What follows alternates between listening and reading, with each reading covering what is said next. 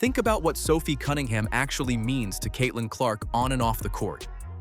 Not just as a teammate, but as the person who steps in every single time someone tries to rough Clark up and get away with it. Now Sophie is taking a TV analyst seat at USA Network and doing a Sports Illustrated deal, both landing right in the middle of the Fever's season, and her contract with Indiana still isn't signed. If that trio of Clark, Cunningham, and Lexie Hull gets split up before this season even tips off, the Fever lose something that doesn't get replaced. The timing of that announcement has set off a panic among Fever fans that nobody saw coming. Do you think Sophie is leaving Indiana? Let me know down in the comments below. We have arrived here at our first location for the first shoot. Come with us. Empowering the female body. So that's what we're doing. Empowering things that I have done ever. Your dream. I truly do things like go kick ass out on the court. There's a moment from the 2025 season that tells you everything about Sophie Cunningham's role on this team. Caitlin Clark gets poked in the eye by J.C. Sheldon, and before Clark even fully reacts, Marina Mabrey body checks her. The Fever bench doesn't erupt. Nobody scrambles. Because Sophie Cunningham is already there, right in the middle of it, making sure everyone on the other team understands that this isn't something that just slides by. The bench knew she'd handle it, and she did. Trailing by 10, keep an eye on her and J.C. Sheldon. Clark trying to back her down. Clark is okay. Sheldon, that was Clark, hitting her in the face. Clark is upset about that. Then everybody's upset about that. Marina Mabrey comes in. She decks Clark, tempers flaring on both sides. That's not an accident. That's 2 seasons of building something specific between Clark, Cunningham, and Lexie Hull, where each person knows her job and does it without being told. Clark runs the offense, reads everything, and creates.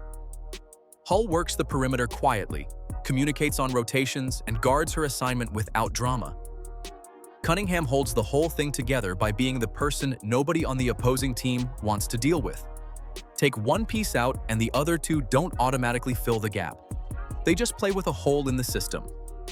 Sophie commits a hard foul on J.C. Sheldon. Again, as J.C. Sheldon is going up for a layup, Sophie bear hugs her and takes her to the ground. What I will say is Sophie did not grab her and throw her to the ground. She didn't body slam her. She didn't do anything, in my personal opinion. Maybe I'm biased here, but I'm gonna give you guys my straight up honest opinion on this. She bear hugged her, took her to the ground. Yes, it was intentional. It was absolutely intentional. What makes Cunningham hard to replace isn't just that she's physical.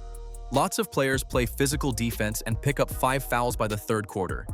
Cunningham trained in Taekwondo, and that background shows up in how she moves on defense. It's not about being aggressive first, it's about positioning, reading your opponent before they commit, and timing your contact so you're not the one who gets called. She doesn't foul her way through a game. She makes the offensive player feel like every move they try is already covered, and that's a completely different skill. The viral property of Sophie Cunningham moment, where she autographed a card of J.C. Sheldon after a particularly physical game and turned it into a whole thing, that wasn't just funny. It told opposing teams something real about who she is. And post-game, she's the one calling out rough play in interviews directly, not dancing around it, not being diplomatic. She names it. That changes how teams prepare for Indiana, because they know there's a player on that roster who will make the physical stuff uncomfortable for them. She's the problem.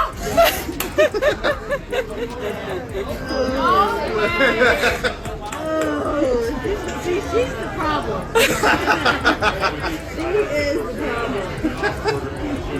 Hull doesn't get enough credit in this conversation. She's quieter, she doesn't have the same viral moments, but when you watch how the perimeter works with both Cunningham and Hull flanking Clark, they're constantly talking to each other through positioning and switching without needing to call anything out loud. Hull covers rotations that Cunningham vacates when she steps up to protect Clark, and it works because they've done it enough times to trust each other's reads. That kind of thing takes time. At training camp, Cunningham wasn't just preparing herself.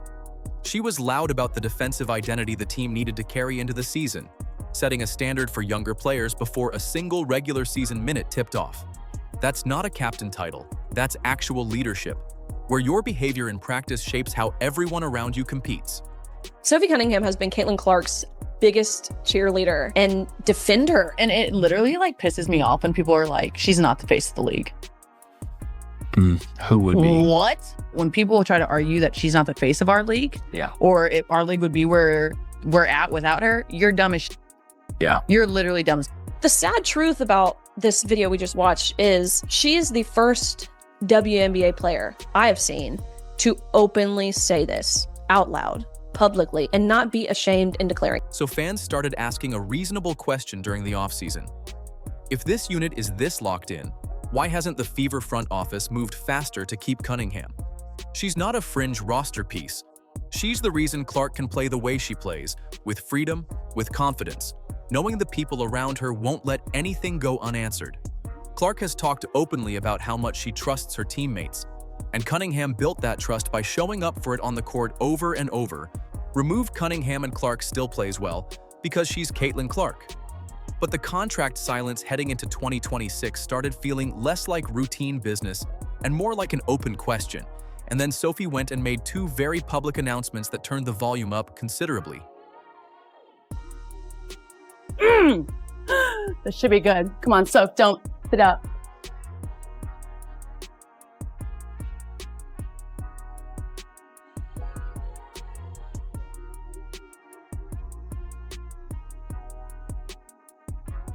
Give it to me, baby. 10 for 10. 10 for 10. Holy, that was nerve-wracking. Sophie Cunningham didn't ease into this offseason quietly. She posted on Instagram and announced 2 separate professional commitments, both dropping during the 2026 WNBA season window, and neither one is the kind of thing you do casually between workouts. The Sports Illustrated swimsuit deal came first, and on its own it's a clean win for her. She flew to Fort Myers, Florida, shot alongside Nafisa Collier and track star Melissa Jefferson Wooden, and landed a feature in the 2026 issue. SI Swimsuit has become one of the more real crossover platforms for women athletes. And for Cunningham specifically, it puts her in front of people who might recognize her name from a highlight reel, but have never thought of her as someone with a mainstream presence outside basketball. One feature in that magazine changes that. She framed it exactly right too, telling people she wants to go kick ass out on the court and then go kick ass out in the real world, being a woman who is strong, who is powerful, and who has a mindset that she can do anything. That's not a PR line. That's someone who has been thinking about how her identity extends past the game for a while now. This is dedicated to the haters in the front holding signs out saying I'm not playing live. Cause honey, yes I fucking am. Sorry, I'm a girl, I'm hot, I'm blonde. We can do everything, so put your fucking sign down and hit on someone else, Telly. And it fits. Cunningham has Adidas and Ring deals already locked in. She runs her own podcast called Show Me Something, and she's been adding to this portfolio steadily, not because she's panicking about life after basketball, but because she's been deliberate about building something that lasts. The SI deal is the next logical piece of that. Then she dropped the USA Network announcement. That one landed differently. She posted that she's joining the USA sports team throughout the year to contribute to studio coverage of WNBA games on USA Network. And that phrase, throughout the year, is the part that stopped people cold. A little bit of hee-hee, a little bit of ha-ha before I can go and kick your ass. Oh, smart idea. Go at the Defensive Player of the Year. One of the best players in the world. That's a great take, so I think she has a valid point here. Keep your head on a swivel, defense. Therefore, go get yourself a little scoopity-doo. So, what a PG. Beautiful left-handed form. Honestly, the hair looks fabulous. I might have to wear that hairstyle more. This isn't a one-time appearance or a guest spot. It's a contributor role, which means she's on camera regularly, breaking down games, giving takes on teams, doing the kind of analysis work that retired players do when they move into broadcasting full-time. Her broadcasting background isn't zero, which matters here. Back when she played for Phoenix, she worked as an analyst for the Suns during her off-season and talked openly about wanting to help fans understand the tactical side of basketball, not just the highlights but the actual reasoning behind plays. She's comfortable in front of a camera. She knows how to explain the game, and she clearly enjoys it. The question Fever fans are asking isn't whether she can do the job. It's when exactly she'll be doing it, because USA Network holds the WNBA's new media deal, meaning those games she'd be analyzing are the same games she could be playing in. Hey, why aren't koalas considered bears? Because they're marsupials. Because they're marsupials. No, it's because they don't have the right qualifications. You can't suit up for a game and sit in a studio breaking it down at the same time. So if Cunningham is committing to studio coverage throughout the season, and the season runs on that same network, fans are doing the math and not liking what comes out. Either she's transitioning away from playing, or she has a calendar for 2026 that already tells her exactly which dates she's available and which ones she isn't. Both of those explanations require the same thing. She already knows what her schedule looks like, and the WNBA's official signing window has specific dates attached to it. Players and teams can agree to contracts before those dates open, but can't publicly confirm anything until the league allows it. So a player who hasn't announced a contract isn't automatically a player without one. The question stops being whether Sophie is leaving and becomes what she already knows that the rest of us don't. Put the analyst role and the photo shoot aside for a minute and just look at what Cunningham actually does between the lines, because the basketball argument for keeping her is the part that keeps getting buried under the media noise. I just think, and you know way better than me, Yeah. but like, it just feels like people are jealous of this new little wave of. They are, but I just hate that because like, this is what we've always wanted as a league. So like, who cares who gets the credit? And if you're smart, you're making money off of them. Yeah. Like you are literally making money from the viewership. And why bully the person who is like not 100% responsible, but like has a huge role in growing your sport? Dude, and it literally like pisses me off when people are like, she's not the face of the league. Who would be? What? Clark runs this offense. Everyone watching the Fever for more than 5 minutes knows that. She controls pace, reads the defense before it sets, and creates open looks for teammates through her passing and her gravity as a threat to score from anywhere on the floor. What a system built around that kind of engine needs is players who don't require the ball to be dangerous, and Cunningham is exactly that. She catches, she shoots, and she doesn't need 3 dribbles and a screen to get her shot off. That's not a minor thing. That's the whole point of having her on the floor with Clark. Her 3-point percentage is good enough that opposing defenses genuinely have to track her, and that tracking is where Clark benefits directly. Every time a defender takes 2 steps toward Cunningham on the wing, Clark gets a little more space to attack. Every open look Cunningham knocks down trains that defense to respect her more the next time, which opens the floor up again on the next possession. It compounds. That's the math, and it's pretty straightforward once you watch a few games with it in mind. In the first half, the refs didn't call. Someone should have been thrown out, and the refs did not call it. Correct. I remember that. They didn't, and so I was like, That all was when right, she got full body dude, chested. by 3 people. late. Yeah. Like 2 people, they're like, oh, it's fine. I'm like, if that was anyone else, I would have been booted out of the game. I know that for sure. I'm a little sassy, but like, so are they. Your leash is shorter though, because they know. Literally, I don't even have a leash. I just have a freaking collar and a hand on it. Anyway, so there was like 45 seconds left. The girl stole the ball and I was running back and I was like, we're up. I don't need to foul. And I was like, just let her go. And I was like, all right, like, who cares? Last second, intrusive thoughts. I was like, defensively, she guards multiple positions, which in the current WNBA is not optional for a wing player who wants real minutes. Teams around the league are running more versatile forwards and athletic wings specifically to create switching problems. And Cunningham switches onto guards without losing her feet and holds her position against bigger players in the post without getting walked in. Both of those things in the same player is genuinely uncommon, and the Fever's defensive structure leans on that flexibility more than the stat sheet shows.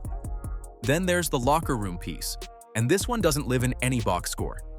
Cunningham holds teammates accountable out loud, not in a quiet pull-aside way, but in a way that sets the emotional temperature for the whole group. She's publicly defended the Fever culture against outside criticism, not Clark specifically, but the whole organization. And that kind of vocal ownership of a team's identity isn't something you hand to a new player in training camp. It gets built through repetition, through showing up for it when it costs something, and Cunningham has done that repeatedly across 2 seasons. Arguably, one of the biggest stars the WNBA's ever who's that? had. Her name rhymes with Schmaitland. Heartland? Yeah. What has that been like? Seeing her not only kind of transform a league, but also just be like, No, is that fair to say? not even just the league, but like The women's sport. basketball as a whole around the world. No, I think it's awesome. I think it's so funny because she's like 22, 23 years old and the whole world is watching her. Yeah. Clark has spoken openly about how much she trusts the people around her. And that trust doesn't come from a front office memo saying, these are your teammates. It gets built by watching someone handle a hard moment well and then watching them do it again. Cunningham is a major reason that trust exists for Clark right now, and without her, Clark still plays well because she's Clark. But the weight of operating without your most vocal protector on the floor and in the media does change how a player moves through a season. Not catastrophically, just differently, and not in a direction that helps Indiana compete for a title. The Fever's whole organizational posture right now points toward a team that genuinely believes a championship is within reach in the near term. The veteran additions, the roster construction, the way the front office has talked about the next phase of this team, none of it sounds like a group planning to rebuild. Building that kind of window around Clark means keeping the pieces that already work, and Cunningham is one of those pieces. A gap in this system doesn't get patched quickly, and championship windows have no patience for slow patches. And you got tossed? And it was 2-on-1. Yeah, I got tossed. Did she? Yeah. Yeah. Then we're good. But so in a situation like that, does Kaylin come up to you after and say like, because the internet whole thing was, look at fucking Sophie sticking up for Kaylin, like this is dope. But I was. No, I know you were. But in the locker room, I think she was like, finally, you know, like finally someone else. I was like, dude, I got you. Like it's, but I think that kind of had our team come together as a whole. And it's like, no, we gotta have like, it was awesome. Yeah, no, it really was though. Like, I feel like everyone was like, you know, like we do have to protect each other. Go back to the USA Network announcement for a second, because when you look at what that job actually requires day to day, the whole story around Sophie leaving starts to fall apart. A studio contributor role at a sports network isn't a photo shoot you show up for once and go home. It's scheduling meetings with producers, travel to a studio location, prep time before each segment where you're breaking down film and building your takes, and a reliable weekly calendar that the network can plan programming around months in advance. Networks don't build contributor schedules around people who might be unavailable. They build them around people who have already confirmed exactly when they're free, because a missing contributor on a live broadcast night isn't something you fix at the last minute. So for Cunningham to accept this role, she had to hand USA Network a schedule. And that schedule means she knows her free windows. Knowing your free windows during a WNBA season means you already know whether you're playing in that season, and if you are playing, which specific dates you'll be in a locker room versus which ones you'll be sitting in front of a camera. That's not something you estimate. You either know it or you don't commit. Cunningham's decision doesn't come as a big surprise. The WNBA star spoke with Sports Illustrated last month all about her passion for broadcasting and how she hopes to make a career in the field once she's done playing professional basketball. She's going the Draymond Green route, setting herself up for life after basketball. Draymond Green was doing the TNT basketball on TNT inside the NBA with Charles, Shaq, Kenny, Ernie. And now Sophie Cunningham is following suit and taking part in the USA Today studio show. Players who genuinely don't have a team yet don't book studio time that overlaps with the season they're trying to get signed for. They stay available. They keep their calendar open because signing somewhere late is still signing somewhere. And you don't want to call a network 2 weeks before tip-off and tell them you can't make it because you just landed a roster spot. Cunningham didn't stay available. She booked studio time, which means she already knew which windows were open. The SI swimsuit shoot adds another data point.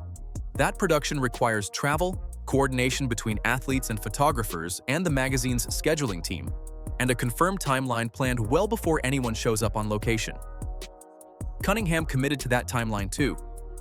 Both of these decisions together point to someone who sat down with her own calendar, saw specific open dates, and filled them deliberately because she already knew those dates weren't going to conflict with anything. Cunningham isn't expected to retire before the 2026 season, but this new gig could be seen as a way for her to transition into a broadcasting role one day. Quote, I just love sports. I love talking to people and learning their stories. I love the why, Cunningham told Sports Illustrated. When I get asked to commentate for basketball, I know the game. I have the IQ for it. I see plays. I see why they do different schemes. You get to break down these elite level players and why they do what they do. That kind of calendar clarity only comes from one place. Her 2026 playing situation is already settled, even if it hasn't been officially announced yet. And the WNBA's contract announcement structure explains exactly why that's possible. Teams and players can agree to deals before the official signing window opens, but can't publicly confirm anything until the league's calendar allows it. April 11th has been identified as a key date in the 2026 signing timeline. Cunningham's media announcements both landed before that date, with no contract news attached, which is exactly what you'd expect from a player who's agreed to terms, but is waiting on the league's window to open before anything gets confirmed publicly. And step back for a second and look at what the Fever are building. This isn't a franchise in rebuilding mode. They brought in veteran pieces this offseason with real championship intentions around Clark, and an organization operating with that kind of urgency doesn't quietly let its defensive enforcer and locker room leader drift into free agency without a plan. They know what she's worth. She knows exactly what city she's living in this summer. This is a smart career move, setting up for a future beyond being on the court. So, Fever fans, Sophie Cunningham fans, we get it. We understand. It's not, it is what it is. The two new jobs aren't Sophie filling a void left by an unsigned contract. They're Sophie filling a calendar that already has specific open dates because she knows exactly which dates those are. She's not hedging. She's not preparing for life without the Fever. April 11th is when the official confirmation likely drops, and everything before that is Cunningham being several steps ahead, the same way she always is. What looked like Sophie quietly clearing out her locker is almost certainly the opposite. She locked in 2 media deals that fit around a playing schedule she already knows, which means the Fever front office either cleared those moves or is days away from announcing the contract that explains why she could. Clark running the offense, Boston in the front court, Hull and Mitchell on the perimeter, and Cunningham holding the defensive culture together. That's the most complete Indiana has looked since Clark arrived. April 11th is when the official signing window opens, and when that date hits, everything Sophie's been building off the court suddenly clicks into place. Do you think Sophie is leaving Indiana? Let me know down in the comments below. Like, subscribe, and turn on all notifications so you never miss out. Click the video on the screen, and we will see you in the next one.